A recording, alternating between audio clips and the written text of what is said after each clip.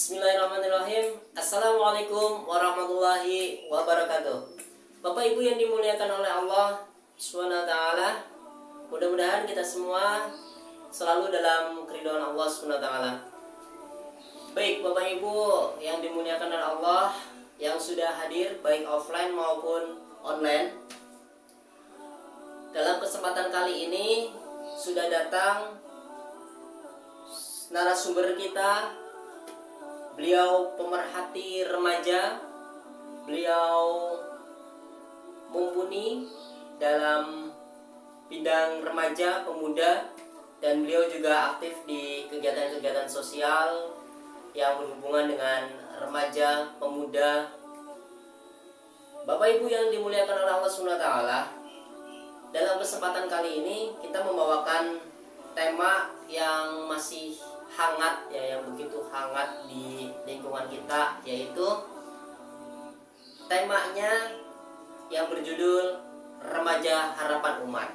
Kira-kira apa sih dan seperti apa remaja yang menjadi harapan umat, dan harus seperti apa untuk menjadi remaja yang menjadi harapan umat, dan apa ini harapan umat? Harapan umat itu seperti apa sih untuk khususnya remaja-remaja Islam?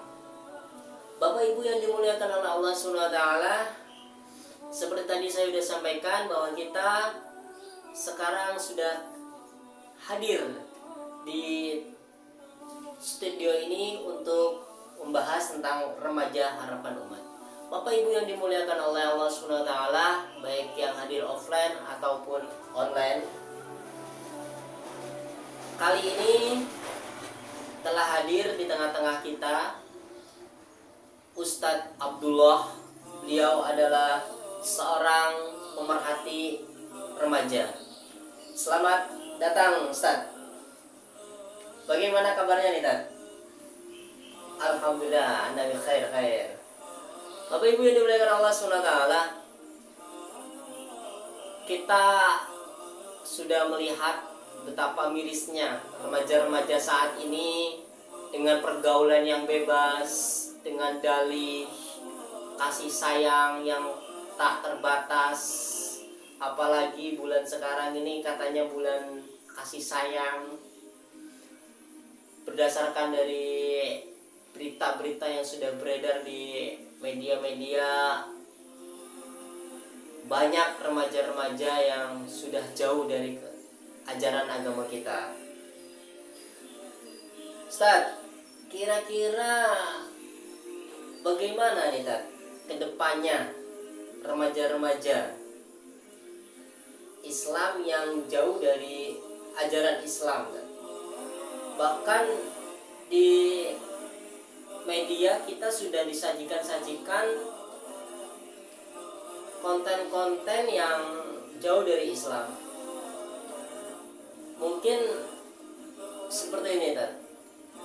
Ada beberapa pertanyaan ya yang akan kami tanyakan. Beberapa juga ada yang bersumber dari netizen.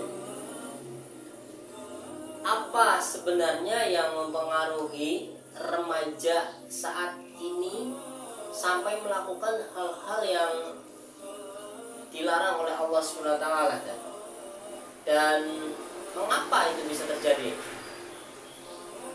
Monggo Tad, bisa dijelaskan.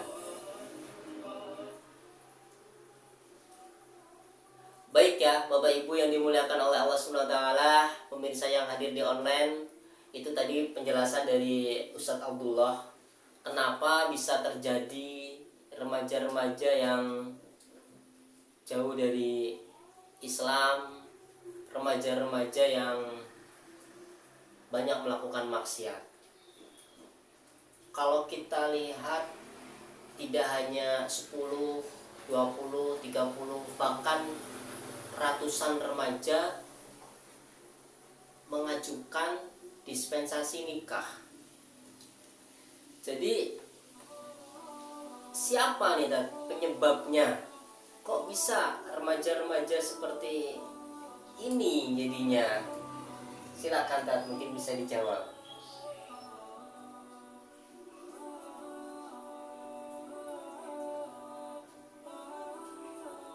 Nah, Masya Allah. Jadi seperti itu Bapak Ibu. Kenapa remaja bisa seperti ini? Terus siapa yang bisa disalahkan? Siapa yang berperan? Ternyata seperti yang disampaikan oleh Ustaz Abdullah, di situ ada peran orang tua. Peran orang tua yang sangat mempengaruhi tingkah laku remaja-remaja kita. Kalau kita melihat fenomena yang begitu miris ya Dad, kalau misalkan itu terjadi di masa lalu, masa kejayaan Islam, apakah itu mungkin dan kapan itu bisa terjadinya Dad? Serta di mana Dad?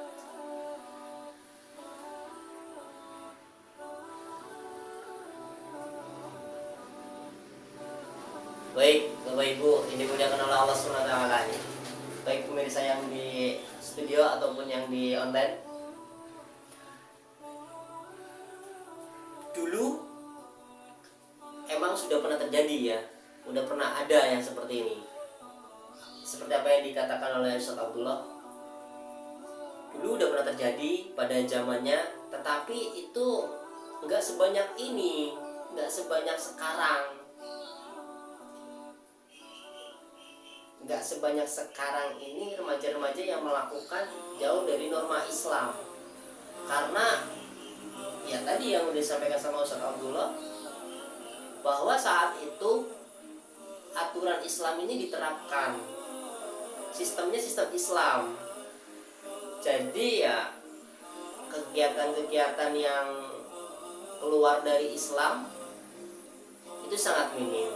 Mudah-mudahan kita semuanya yang punya remaja-remaja nih, yang udah punya anak, yang punya cucu, bahkan yang masih remaja, itu bisa mengikuti histori Islam yang dulu, bisa mengikuti panutan-panutan kita, para sahabat yang luar biasa akhlaknya, sehingga kita dijauhkan dari remaja-remaja yang tidak diinginkan oleh Allah SWT, tidak diridhoi oleh Allah SWT. Terus seperti ini Tad, kalau sudah terjadi ini kayak gini di akhir zaman, ketidak adanya aturan-aturan yang melarang, bahkan yang melarang berzina itu tidak ada, dan kita tidak bisa menemukan di negara mana yang menerapkan Islam secara kafah. Bagaimana nih Tad? Bagaimana peran kita sebagai remaja, peran kita sebagai orang tua, dan peran kita sebagai generasi yang ada pada zaman ini Tad? Mungkin bisa dijelaskan Tad, monggo Tad.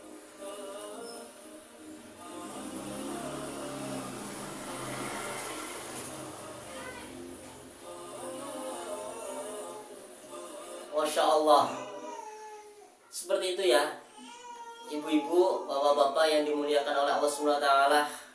Luar biasa, Ustadz Abdullah ini memang pemerhati remaja.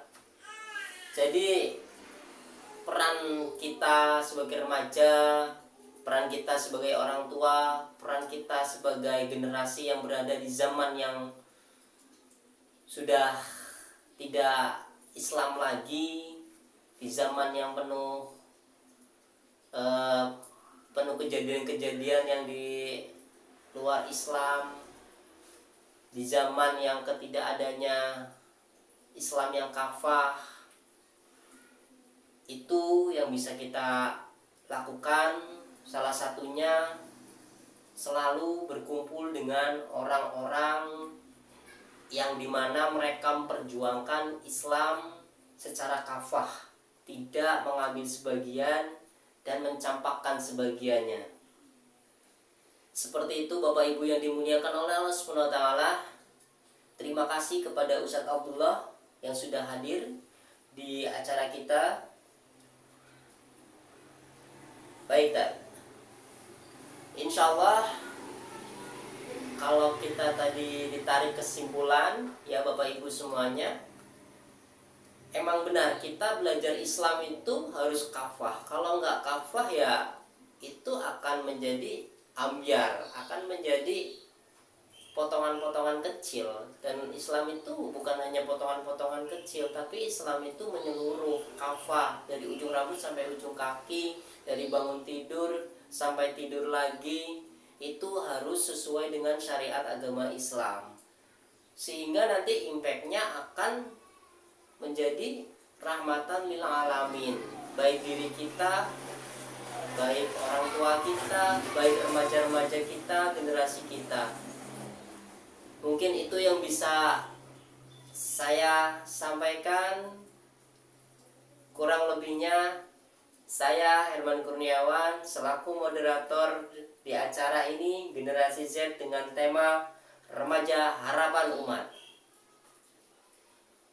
Mohon maaf apabila ada tutur kata yang salah. Wabillahi taufiq wal hidayah.